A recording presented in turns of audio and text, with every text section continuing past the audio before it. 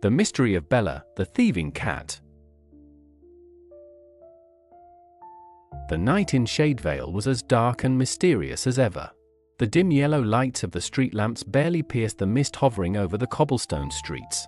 I, an agent of the CRT, Cat Recovery Team, found myself in the central office, an old building filled with worn-out maps, dusty books, and mystical tools. As I waited for my next mission, I couldn't help but marvel at the magical atmosphere of this place.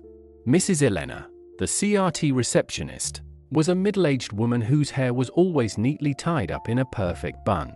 She wore glasses on a gold chain and seemed to know everything happening in the city. Suddenly, the door to her office opened, and she appeared with a folder in hand.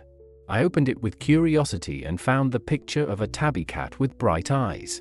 Her name was Bella, and according to the report, she had a habit of stealing small items and then mysteriously disappearing.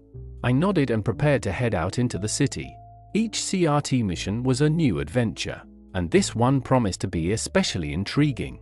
The sound of my footsteps echoed on the cobblestone streets of Shadevale as I made my way to Bella's last known location. Old Shade, a neighborhood of winding alleys and narrow passages, was perfect for a thieving cat who wanted to stay hidden. My first stop was at Mrs. Martinez's house, a kind elderly woman who always had interesting stories to share.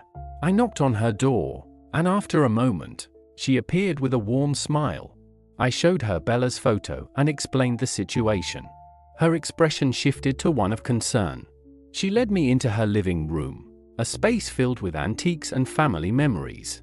She showed me the exact spot where she had left the bracelet, and I noticed something odd: tiny cat paw prints in the dust on the table. Thanking Mrs. Martinez for her help, I moved on to my next stop, Mr. Hugo's antique shop. Rumor had it that he had also lost a few items recently. Mr. Hugo's antique shop was a fascinating place, full of old objects and curiosities of all kinds. The owner, a tall, thin man with a gray beard, greeted me kindly.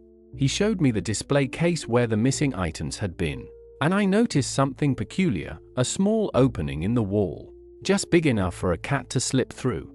This was a valuable clue. Bella's ability to find and use these secret passages explained how she pulled off her thefts unnoticed.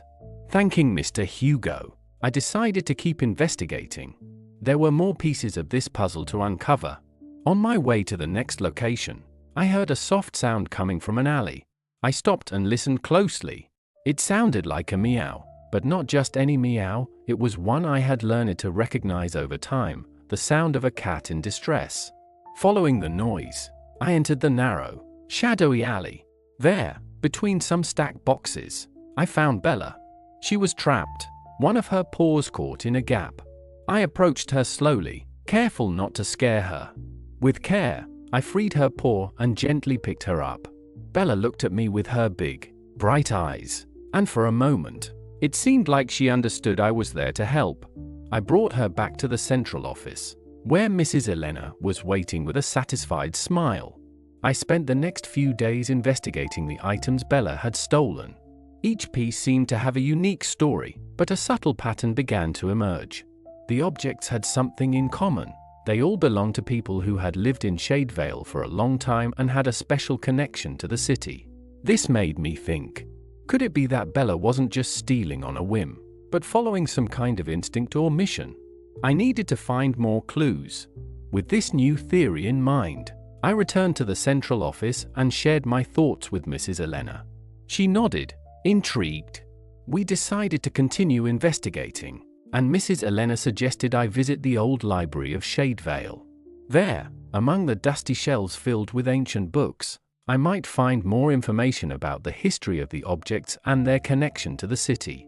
The old library was a majestic place, with high ceilings and shelves that seemed endless. The librarian, Mrs. Isabel, was a kind and wise woman who knew every corner of that vast labyrinth of knowledge. After hours of searching, I finally found something interesting: a legend about an ancient curse that said sentimental items were destined to be protected by a feline guardian. The legend spoke of a time when Shadevale was under the protection of mystical cats, whose duty was to gather and safeguard family treasures in times of danger. Perhaps Bella was one of these modern-day guardians, following an ancient instinct to protect the possessions of their former owners. We decided to organize a meeting with everyone affected by the thefts to explain the situation and return their belongings. Everyone listened attentively as I shared Bella's story and the legend of the feline guardian.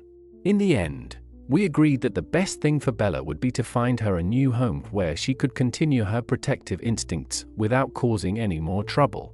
Mrs. Elena, with her wide network of contacts, found a family that understood the importance of the items Bella had gathered and was willing to care for her with the respect she deserved.